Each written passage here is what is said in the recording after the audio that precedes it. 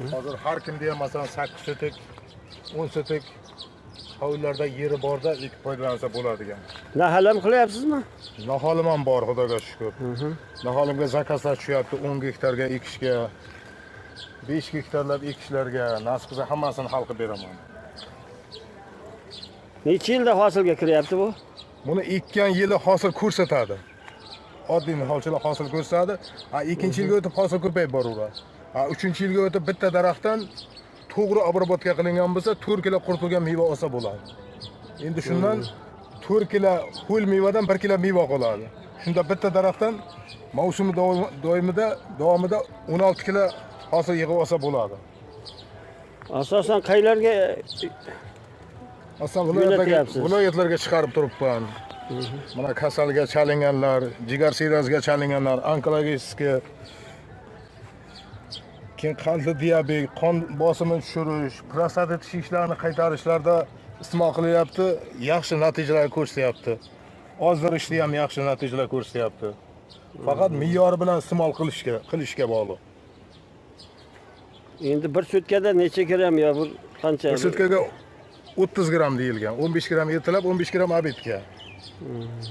Kechga iste'mol qilinmaydi. Kechga iste'mol qilish mumkin, faqat ozaman deganlar kechga ham iste'mol qilinadi. Biroz farqli jam ishlaydi ular.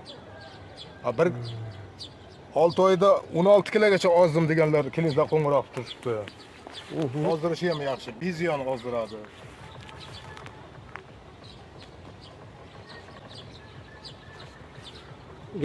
Gapiring, men olyapman hamma joylarda. Mana katta plantatsiyalarga ekish mumkin. Plantatsiyalarga ham yaxshi ko'p beradi. Buni eksperti ham jabr chaqqan narsa. Eksperti ham chaqqan. Quritishlar qanday bo'layapti? Quritishlar tabiiy yo'l bilan mana DVPlarni ustiga yoyib qo'yapmiz, ustiga setka tortib qo'yapmiz. Bu qushlar mushayt qilmasligi uchun bir hafta muddatda ichidan qurib olyapti. Yaxshi.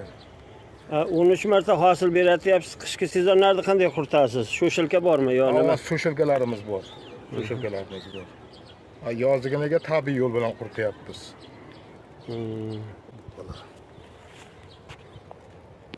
Kelingizlar, o'rgatamiz, hamkorlik qilamiz, birgalashib. Maqsadimiz shu xalqni boyitish, ekspertini yo'lga qo'yish. Katta rahmat berib sog' bo'ling. Mayli. Mana quritish jarayoni, masalan, mevachilar to'g'ib qo'yamizdan, ustidan setka tashlaymiz, to'g'ri qushlar mushayt qilmasligi uchun. Beminnat, bemalol quriydi. Shunaqa tan jarohat yetmaydi mevachilarga. O'shanda quritib oladi. Ustida setkada endi. Ustidagi setka bu qushlardan himoya qiladi, hasharotlardan, qushlardan.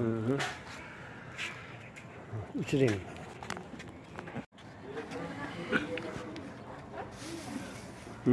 Mana bunisi qurib bitilgani, masalan, endi bularni tozalab olsak, bu tayyor mahsulot. Bu tayyor mahsulotingizmi? Savdoga chiqarsa bo'ladi. Faqat bu qashaylarni bir ajratib olamiz. Yaxshi qurigan. Yaxshi qurigan. Yaxshi. Mana shu holatda quritilyapti. Tabiiy yo'l bilan. Hozirda mana shu quritilgan narni 100 grammi 70 ming, kiloga optim deyilgan, optimga 300 mingdan sotyapmiz 1 kilosini. Viloyatlarga dastlabki qilib beryapmiz.